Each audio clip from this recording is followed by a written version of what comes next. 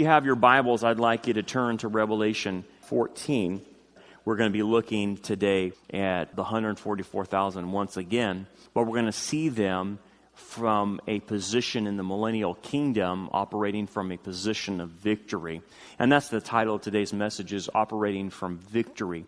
A lot of things going on in the world, a lot of crazy things happening, especially to Christians. And as you can see on your signs of the times, we sometimes note things that are going on in the world. You know, the craziness that's out there. You see on your signs of the times, there was a 7th grade class that was given an assignment to learn Islam. And before you know it, the teacher has them writing calligraphy and writing down one of the pillars and affirming that Muhammad is the prophet. And you're thinking, well, that's crazy. And you hear about today that what California's doing with this AB 2953, which basically prevents counselors from giving reparative therapy to people wanting to leave the homosexual and lesbian lifestyle. That's illegal if this AB bill passes. And what that would do to California, because once it starts in California, it permeates through the entire country. And so you see the assault on Christian values. And then, I don't know if you heard, the New Yorker wrote an article about Chick-fil-A coming into New York, and they're calling it creepy infiltration. Can you believe that? Calling Chick-fil-A a creepy infiltration. And what was the creepiness that the New Yorker put out? It's because they carry Christian traditionalism. And you think, it's just insane what we're seeing. I don't know if some of you saw Mike Pompeo go before the hearings before he got confirmed, but he went in front of an individual by the name of Cory Booker. And this, I don't know if you saw, you can YouTube this, but Cory Booker just wouldn't let him answer, grilled him, because Mike Pompeo is an evangelical Christian, believes a lot of what you and I believe about the end times and whatnot. And they just grilled him and, just, is being gay a perversion? Do you think it's appropriate for two gays to marry? And do you believe that gay sex is a perversion? I mean, they just grilled him and broke constitutional law by asking him about his religious ideals. But you see this all around in America, this constant assault on Christian values, as if that was some type of weird thing. Our country was founded on Judeo-Christian ethics. When you talk to anyone in our military, that ethic went through our branches. And of course, a lot of times, like in Vietnam, they lied about what our soldiers were doing and things of that nature. But our soldiers were keeping that Judeo-Christian ethics. There's no one better than the United States military of keeping Judeo-Christian ethics. Honestly, if you go outside of other armies, let's say, for instance, like the Army of the UN. Have you ever seen those guys? These guys are morally decrepit. They rape and molest the people in the areas that they're in. The UN soldiers are degenerates. So when you see this attack on Christianity and Judeo-Christian ethics, it doesn't bode well for our country, especially when we came from that background. And so we're seeing the onslaught. And the point we're trying to make about this is this: if you don't see the big picture, you'll lose yourself in the problems. You've got to be able to see the big picture in order to have a balanced frame of reference, so that you don't get caught up in a lot of this and get bogged down, because it's constant. And it's a constant negative, by the way. And what you're going to learn from this scene in Revelation is God puts on the brakes and says, take a break and step back and see the bigger picture. And that's important for you and I to survive, because you can get very myopic. I can get very myopic in my own problems, and I can't see outside of my own problems, and I don't see what God's doing. I don't see what God's doing in the world, and I don't see what God's doing in my life. So what the Bible wants us to do is keep multiple narratives going on in our lives. Not to ignore our problems, but to understand they're there, but there's a bigger picture happening at the same time, and to keep those things concurrently going. Because if you lose focus, you can get off the rails, you can get off the path and get into a lot of bad mindset to where you get depressed and you're not thinking straight anymore. You're out of reality and things of that nature. So what you're going to see in the context of this is, it's Revelation 14. In Revelation 12 and 13, you have seen an onslaught of the Antichrist persecuting the Jews, him coming to power, the false prophet coming to power. So basically, the last two chapters has been extremely evil, extremely troubling. And so what God does in 14 is he backs up and says, look at the bigger picture. I want you to see the bigger picture that's going on. And I think that's the application we're going to take at the end of this from it. So we're going to look at the 144,000, but you're going to look at them from a victory position. And this is going to be important. Just to refresh our minds a little bit, let's do a little refresher with Revelation 7 so you understand the 144,000 and who they are, what they do. We covered this weeks ago, probably back in January, I believe. But again, here's just a little refresher. Revelation 7 talks about them a little bit and says, "Then I saw another angel ascending from the east, having the seal of the living God. And he cried with a loud voice to the four angels to whom it was granted to harm the earth and the sea, saying, 'Do not harm the earth, the sea, or the trees, till we have sealed the servants of our God on their foreheads.'" So these 144,000 are the servants of God in the tribulation, and they have the seal of God. We have the seal of God, by the way, in salvation.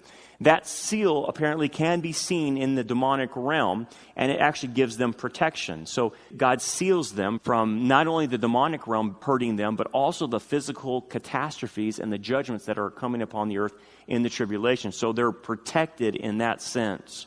This is in contrast to the mark of the beast, that Satan will counterfeit his mark on his followers, and God puts his mark on his followers. And that is able to be seen in the spiritual realm, by the way.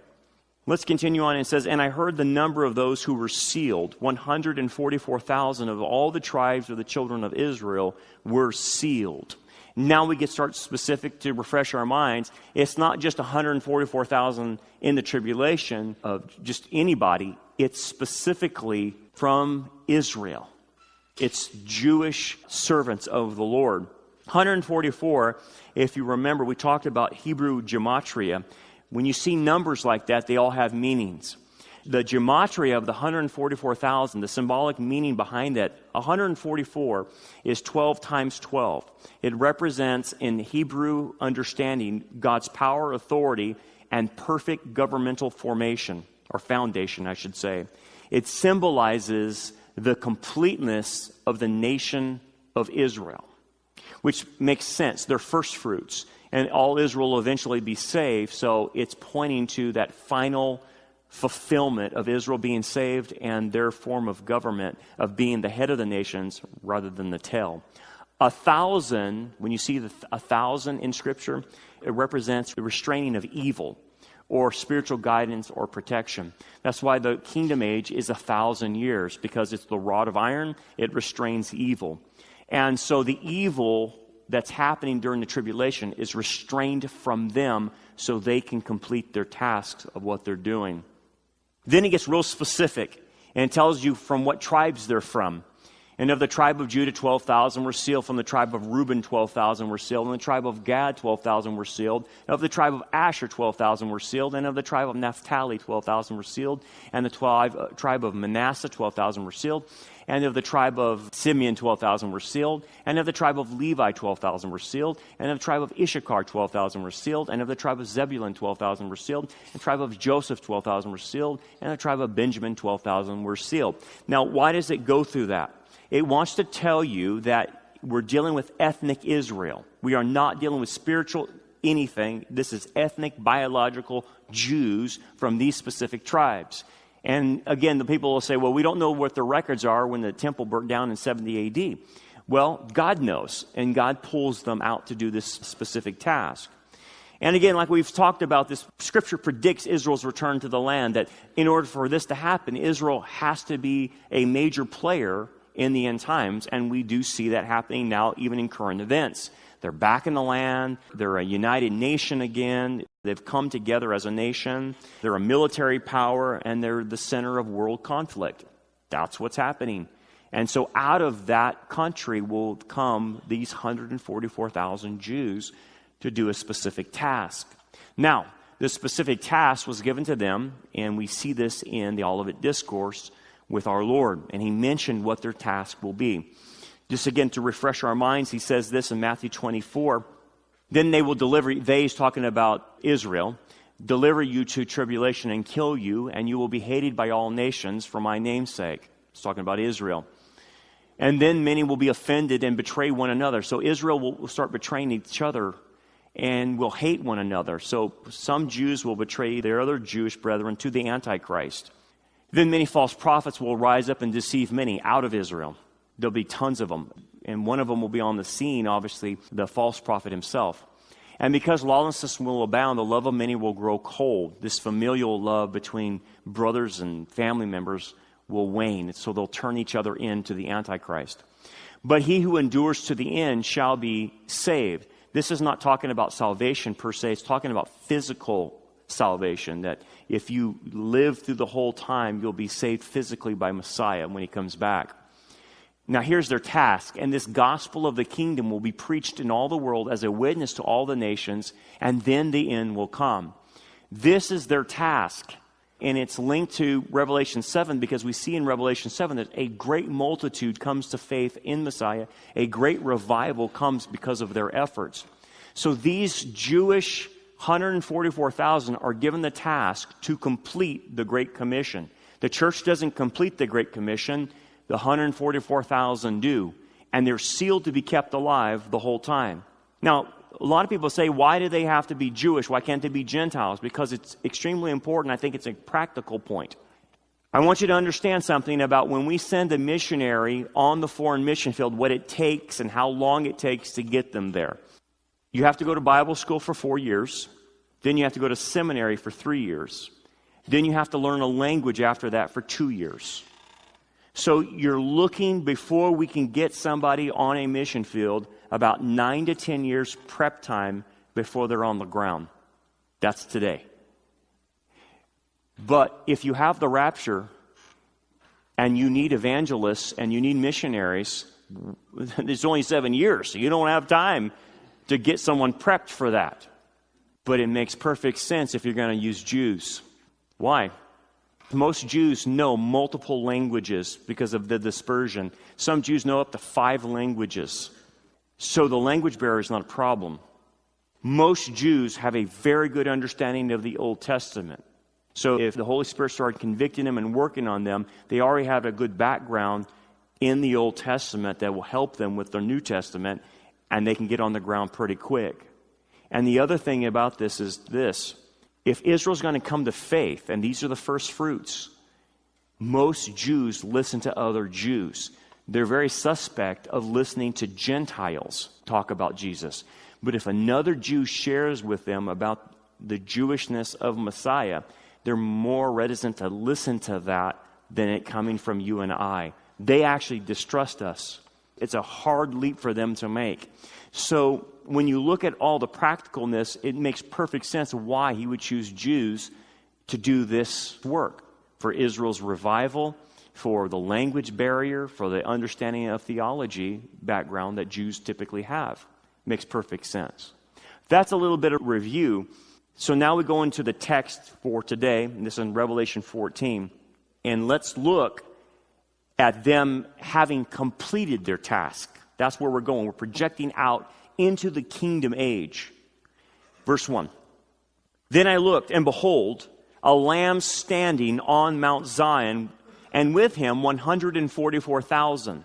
I'm going to show you a picture. The picture of the scene is Mount Zion is the Temple Mount. It's the peak there where the Temple Mount is. Obviously, the Muslim Dome of the Rock and the Al-Aqsa Mosque are on top of that, but that's Mount Zion right here. Okay? The city of David goes right down the way, and Mount Moriah is to the north. So the picture that John is seeing, he's seeing Jesus on Mount Zion with the 144,000.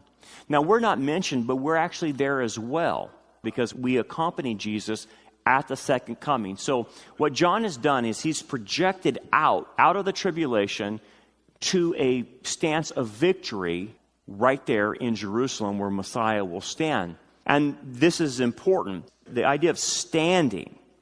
When you see the term standing with Jesus, it means a completed action with abiding results.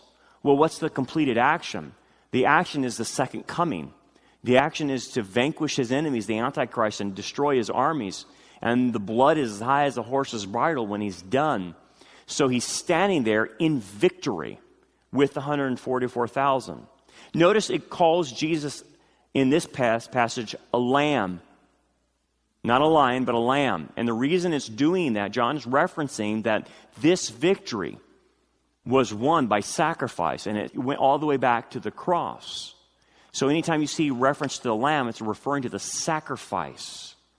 The victory has been won. And also the sacrifice of witnessing to the whole world that the 144,000 did. They sacrificed their lives, and you'll see in just a bit.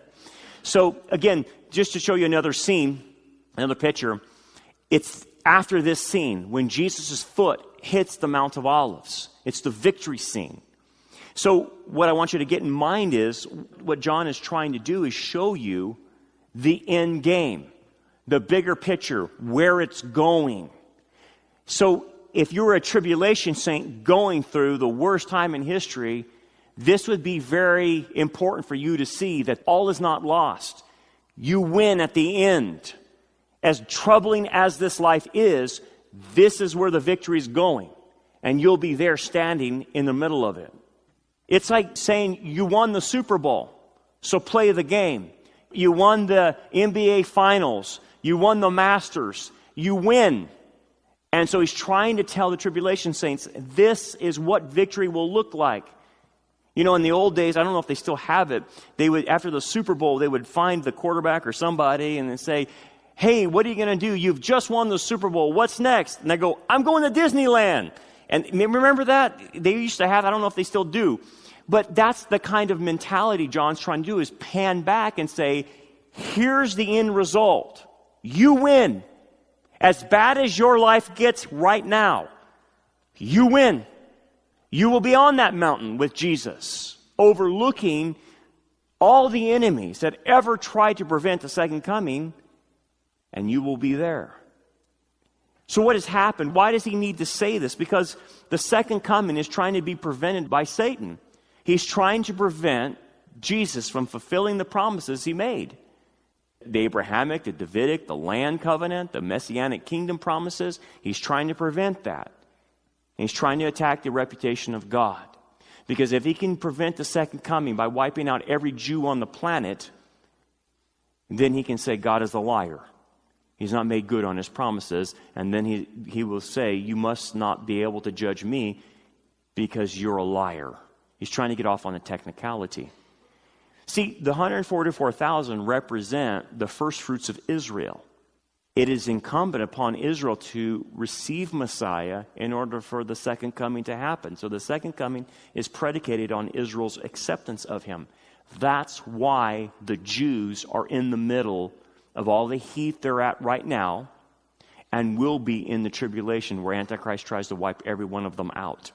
That's been the issue. It's a spiritual issue. A lot of people can't figure this out. Why is there so much anti-Semitism? Because it's a spiritual issue. But God's going to see Israel through it, and he's going to see the 144,000. And that's the proof that they make it through, is this victory scene. They made it. Despite all the efforts of Satan trying to wipe them out, they made it. What if this is a typology pointing back. It's a fulfillment of a typology, I should say, pointing back to something that happened in Israel's history. And you know it very well. I'm sure you've talked to your kids and grandkids about this one scene in Daniel. Do you remember Shadrach, Meshach, and Abednego? And they would not bow a knee and worship an idol. So what did Nebuchadnezzar do? He threw them in the fiery furnace. But yet, as you recall, who was in the fiery furnace? Someone like the Son of Man. And kept them from burning and preserved them all the way through the fiery furnace. Do you remember that story? That was a typology for the 144,000 and Israel's remnant, that they will go through the fire of the tribulation and make it through, because the Son of Man will protect them. He will guide them all the way through the fiery furnace. And so that scene is pointing to that typology. That's the fulfillment of that. It's the Shadrach, Meshach, and Abednego. And remember that scene right there. That's what it was a picture of. Let's return back to the text. And it says, having his Father's name written on their foreheads. Again, this is referring to their seal. This is what protected them. This is what's going to get them out of tribulation. But it refers to Deuteronomy 6. And the Jews knew this well. It says, bind them on your forehead. Bind them on your arms. This is the phylacteries. This is what the phylacteries pointed to. of Deuteronomy 6, that there was a seal on God's people, and He would protect them. He will see them through it. And that's the same thing you and I can take from this. Whatever problem you're dealing with right now, He will see you through it. He's not going to sometimes remove you from it, but He's going to go with you through the fire. And He promises you, like the Son of Man was with Shadrach, Meshach, and Abednego, I will be there with you through it. I will never leave you or forsake you, and you will come out on the other side. That's His promise. So go ahead and go with me. I will be with you. All the time in the Old Testament, the Bible characters were always saying, are you going to be with me? Are you going to be with me? Are you going to be with me? And He would always affirm, I will be with you, Moses. I will be with you, Gideon. I will be with you. And that's the same thing He's saying to them as He says to us. That's because we have the seal of God on us. Verse 2, and I heard a voice from heaven, like the voice of many waters, and like the voice of loud thunder. That's a reference to the voice of Christ. That's what He sounds like, and that's a reference to Revelation 1.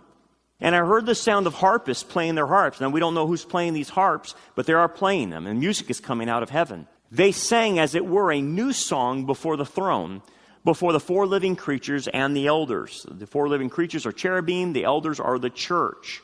So this is a heavenly scene, but the music is spilling out of heaven onto the millennial scene where Christ is and the remnant of Israel is there. And they're hearing this music coming out of heaven.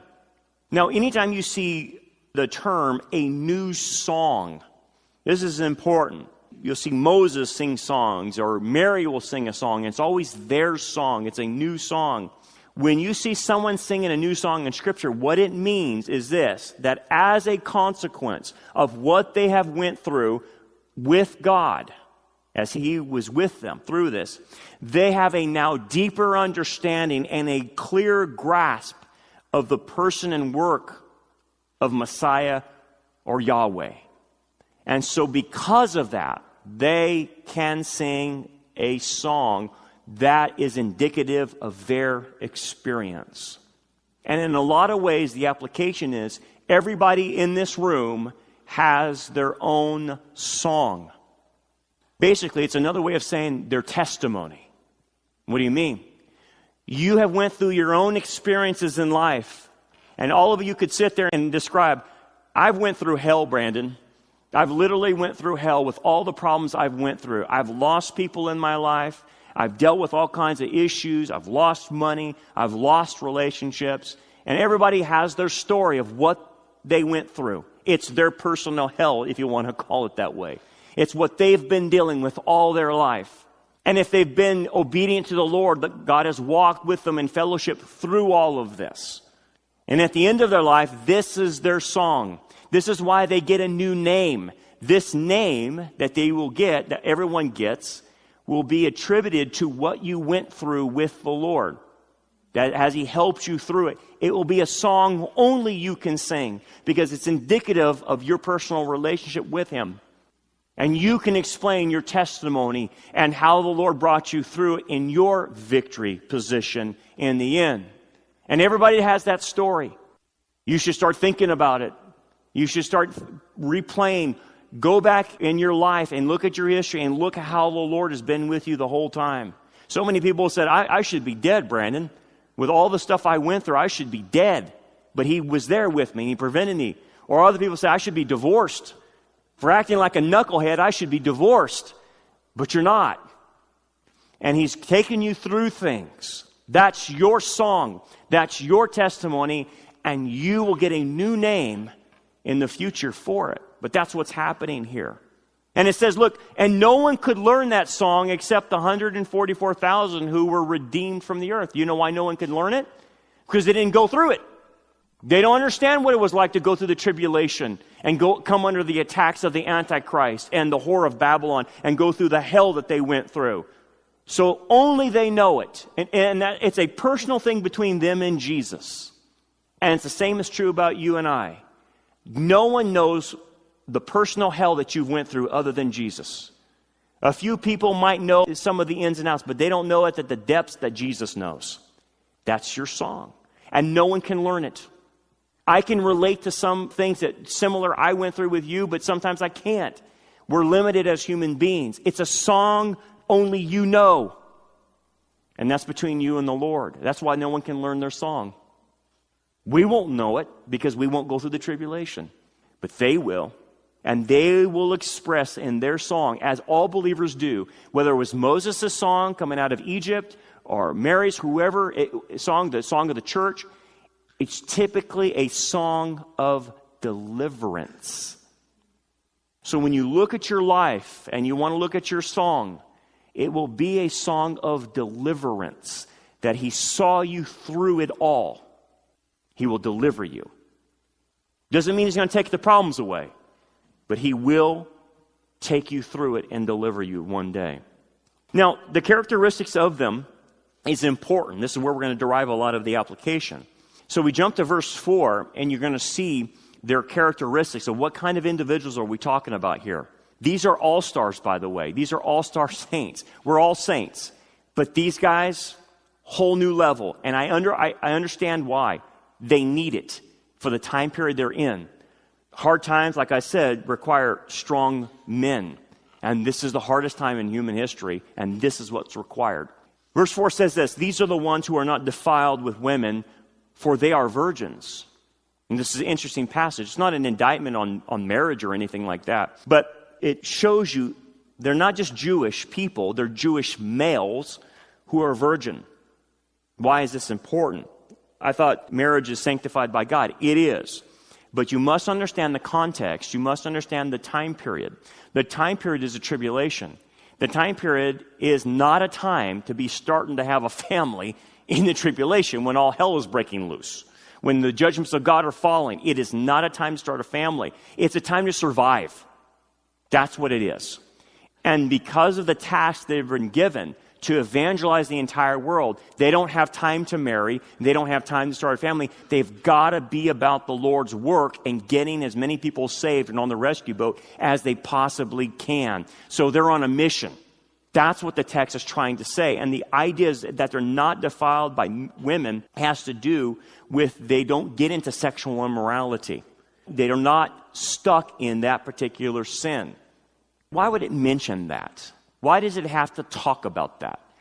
Because it is the number one issue that derails most Christians even today in the church is sexual immorality. Whether it's an addiction, whether it's whatever. Satan has figured out if he wants to derail Christians, hit them in the sexual arena and you'll DQ them. You'll disqualify them. You'll put them on the shelf. They won't be able to come out of that and they'll lose their effectiveness. And so, as a counselor, pastor, I understand it now. It's the number one topic that everyone is dealing with. It's a problem. Most churches are not even addressing it. They won't even talk about it. But it is an undercurrent of one of the biggest undercurrents we have ever seen in church history is problems in the sexual arena. And those run the gamut. So it totally makes sense when I read the text. They're not defiled with women. They're not involved in sexual immorality. The one thing that's destroyed the church in a lot of ways, or hurt the church, I should say, is not going to hurt them. They're not going there. It's not even a problem for them.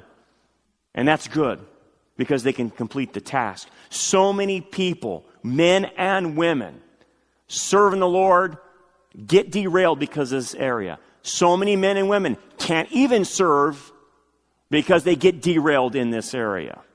You know the old 80-20 rule or whatever it is, that 20% of the people do 80% of the work? You ever heard that? That's true for churches. But people don't ever tell you the backstory. They say, wow, we have this church of hundreds and thousands of people or whatever, whatever church it is. And how come we don't have more workers? You know why? Sexual problems. That's the problem. The pastor knows it. He can't put them in positions. Well, how about this guy or how about this gal? Nope, can't do it. You don't know what I know. Can't do it. Oh, they'd be great. No, can't do it. So when you try to figure out how come these churches can't get help? How come these churches don't have more people serving? How come they don't have more men serving? It's that area. And I'm just going to be frank with you. It's that area. That's why you don't see it. That's why, I don't understand why we can't get all this help. If you knew what I knew, People are struggling in this area. So I totally get this text. They're not encumbered by this problem, and hence they're free of it. Totally makes sense. I get it. This was the number one issue that DQ'd Israel, with sexual defilement, if you recall the Old Testament. It was the number one thing. If Balaam wanted to derail Israel, what did he do? He had all these women come out and have sex with the men and totally derailed Israel. Got them off track, right? It's a constant theme. Not anymore. Not here. Let's return to the text. These are the ones who were not defiled with women, for they are virgins. These are the ones who follow the Lamb wherever he goes. Now, this is important. This is talking about their loyal love for Messiah. This is talking about also their reward for their loyal love. They followed the call, didn't buckle under the pressure, didn't try to escape, didn't compromise. They went full bore towards the call, and nothing prevented them. They didn't mind not having a family or having a wife. They didn't encumbered by sin. They stuck to the task, which shows their loyal love to Messiah. See, this is part of an application. How close you follow Jesus is the degree of your loyalty to him, is the degree of your love for him. Everybody in the room that says they're a Christian claims love for Jesus. They would all say that. But the question then becomes, what kind of love or what kind of degree of love do you love him? Are you willing to take the heat that they're willing to take? What do you mean? Well, in the tribulation, to be a follower of Messiah, you're going to be hated of all nations. It just said that in Matthew 24. You will be hated. They won't like you.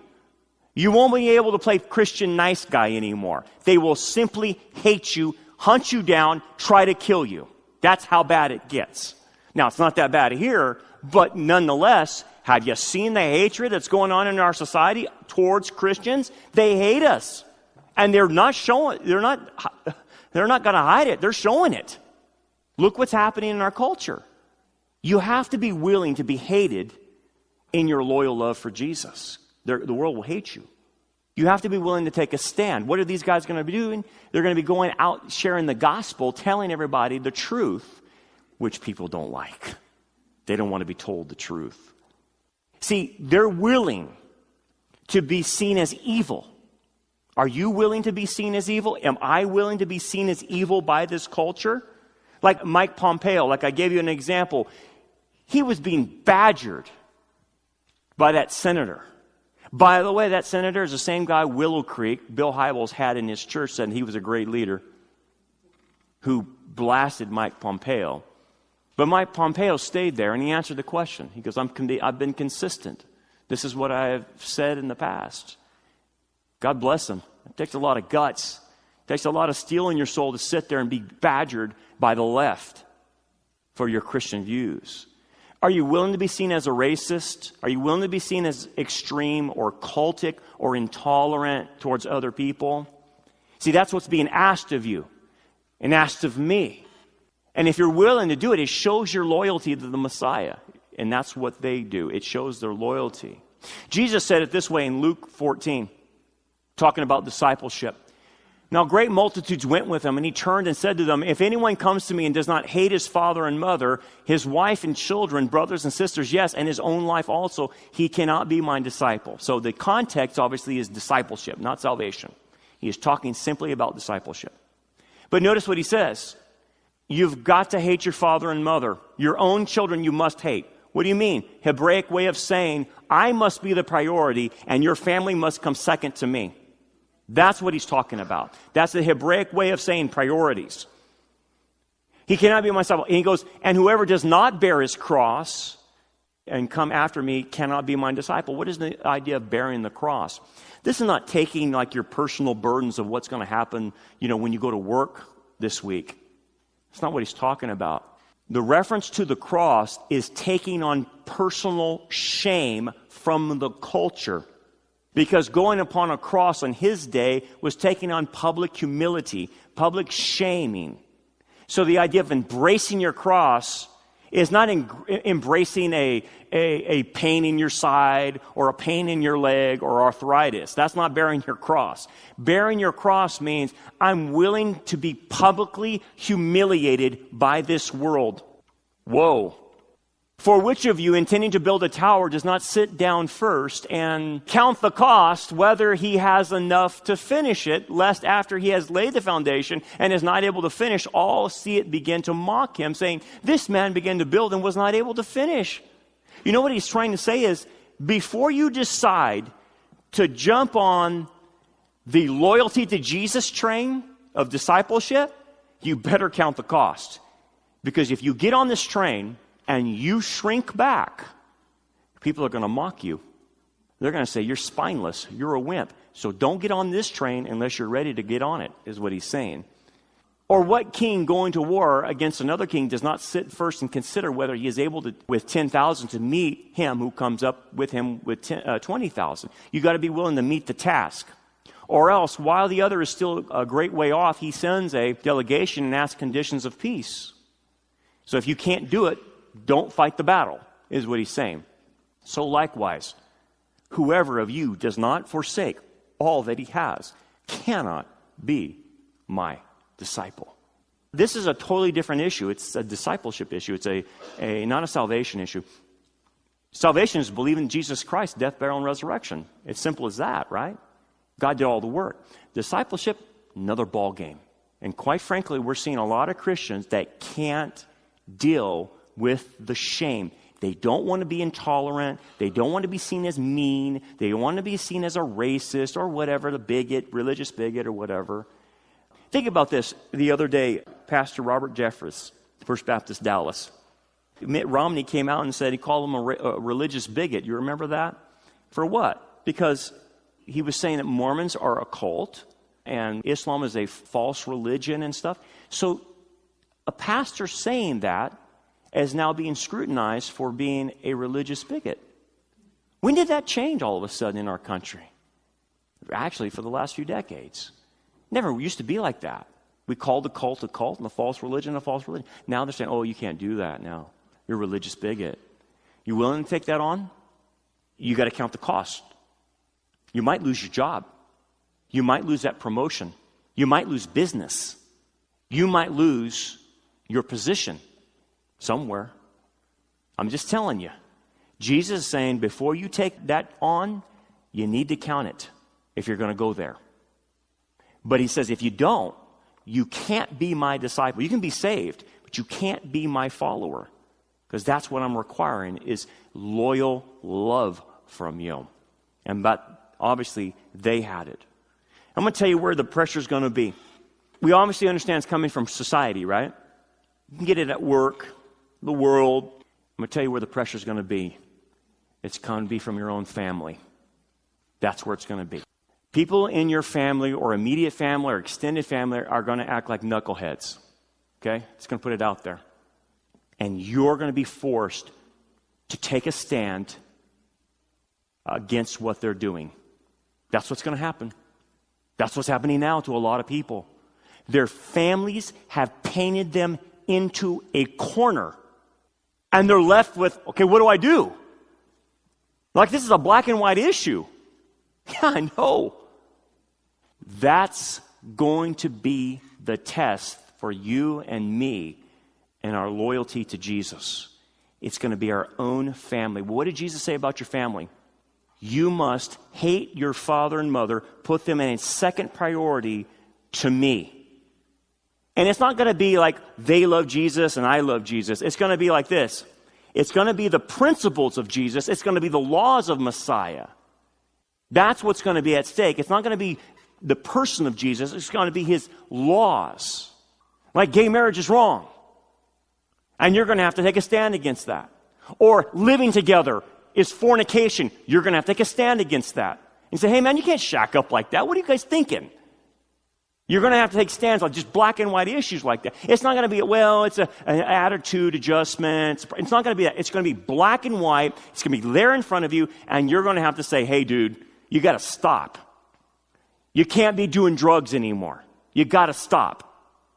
It's going to be stuff like that. The question you and I have to answer is, what side will we land on? Because I can tell you what's going on with a lot of Christians today. They are compromising for their own family.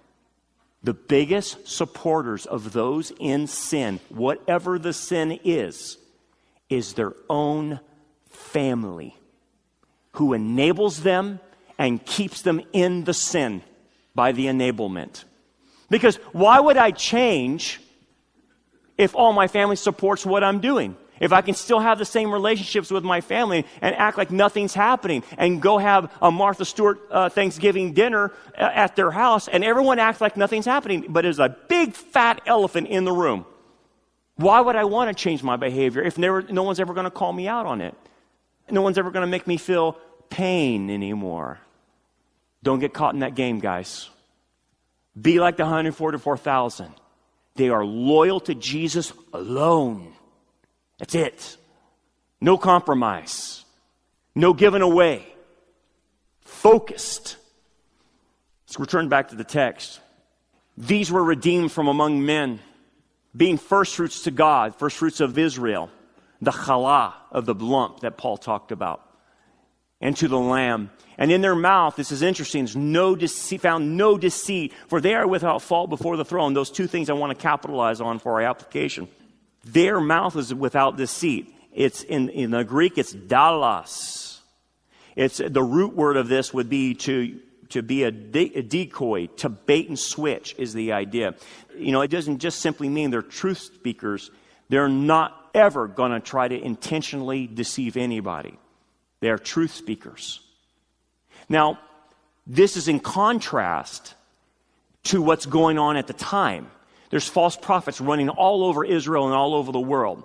The false prophet is on the scene. The Antichrist is on the scene. Signs and wonders. But these guys will be the only people on planet Earth, along with the two witnesses, speaking the truth. Do you ever find yourself alone in speaking the truth and that no one's talking right anymore? Everyone's out to lunch. Fake news, fake this, out of reality type of talk. And you're becoming a shrinking group that speaks the truth. I was talking to one of my pastor friends back east, and I go, it seems like the remnant's shrinking. He goes, yeah, I know. He goes, I'm beginning to know everyone's name in the remnant. That's how much it's shrinking. I said, I know, it's getting worse and worse.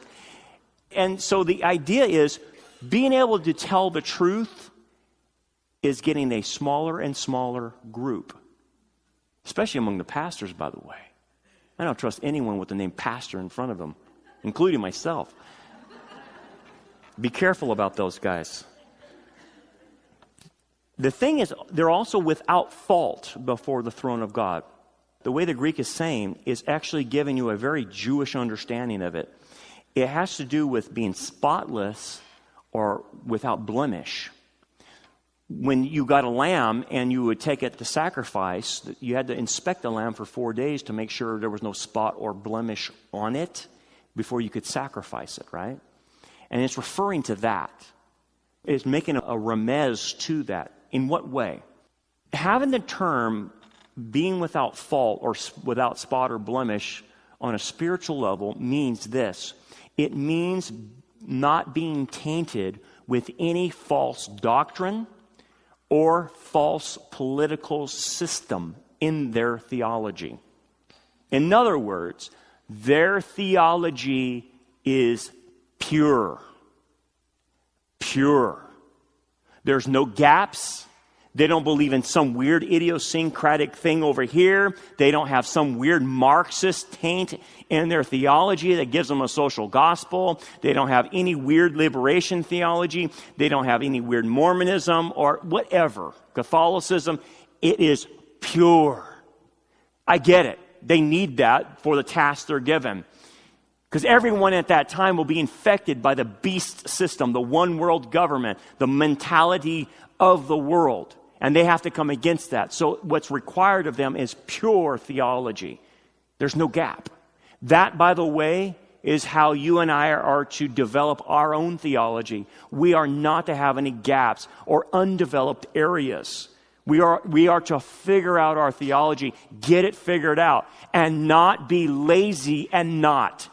People who don't get their theology figured out are simply going to be deceived by false doctrine. That's how it works. So if you don't get your theology, you are temptable.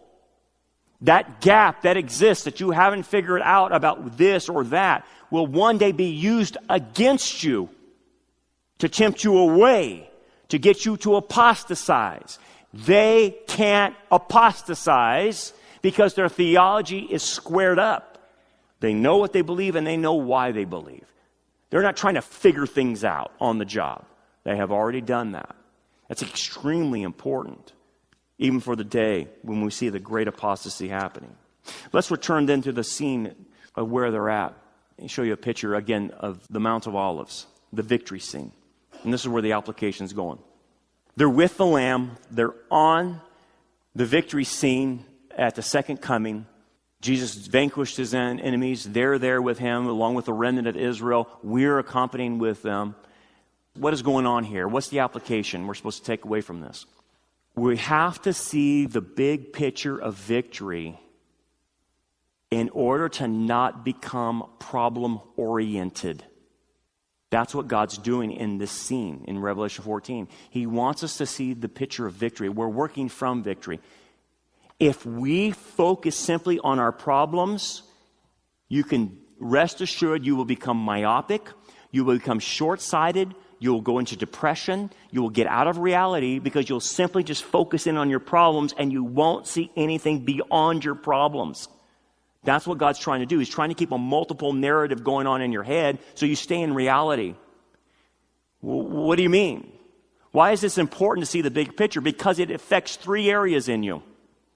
It affects how you feel, it affects how you act, and it affects how you learn. If you don't see the big picture and see your problems, guess how you feel?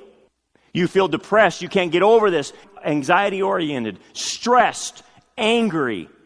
You feel bad, you feel threatened. You're always on edge. That's because you're problem-oriented if you feel that way.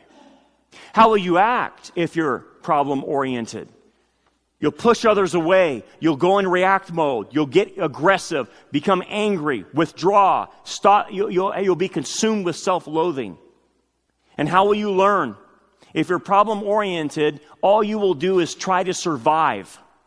You will not learn what God is trying to teach you in the problem.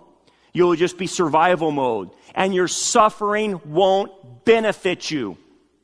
You will suffer the pain, but it won't benefit you if you don't see the bigger picture because you're problem-oriented.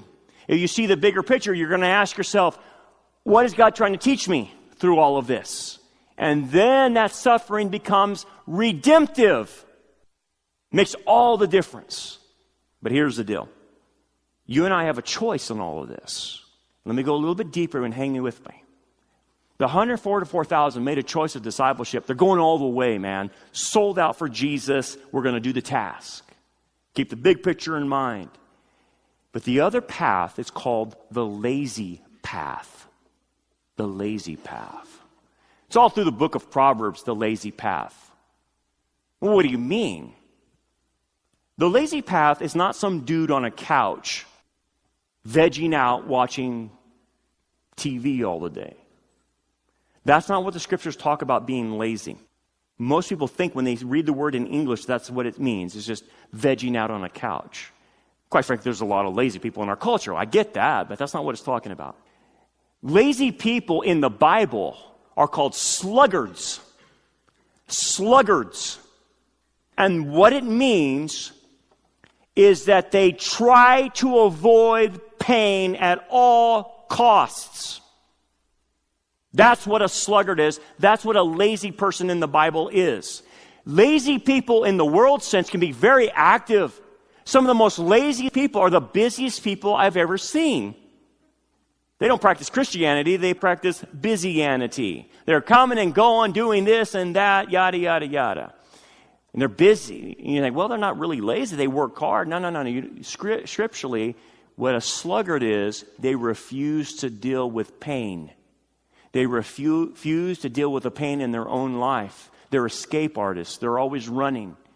They won't do anything that requires sacrifice. They won't do anything that makes them a little uncomfortable. You think about the 144,000. How uncomfortable are you going to be running around the tribulation, sharing the gospel with Satan and Antichrist and the false prophet running after you? Wow. So you have two paths.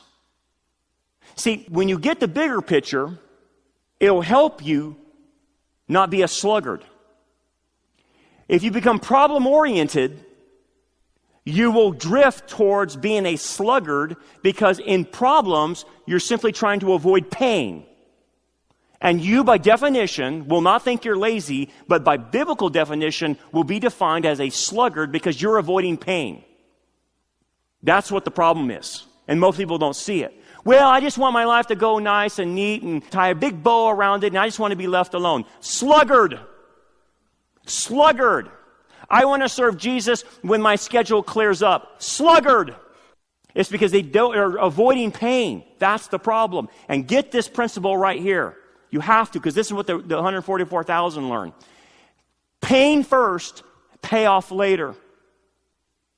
You can't reverse the order. If you reverse the order, you're going to get this. Avoid pain now, and the payoff will never come. And more pain will come eventually. Bad pain. Non-redemptive pain. This is what the 144,000 do. They embrace their pain, embrace the call, and they go for it. And because of that, they're standing on Mount Zion in victory, celebrating the coming of the Messiah, the second coming of the Messiah. So we can learn a lesson from them.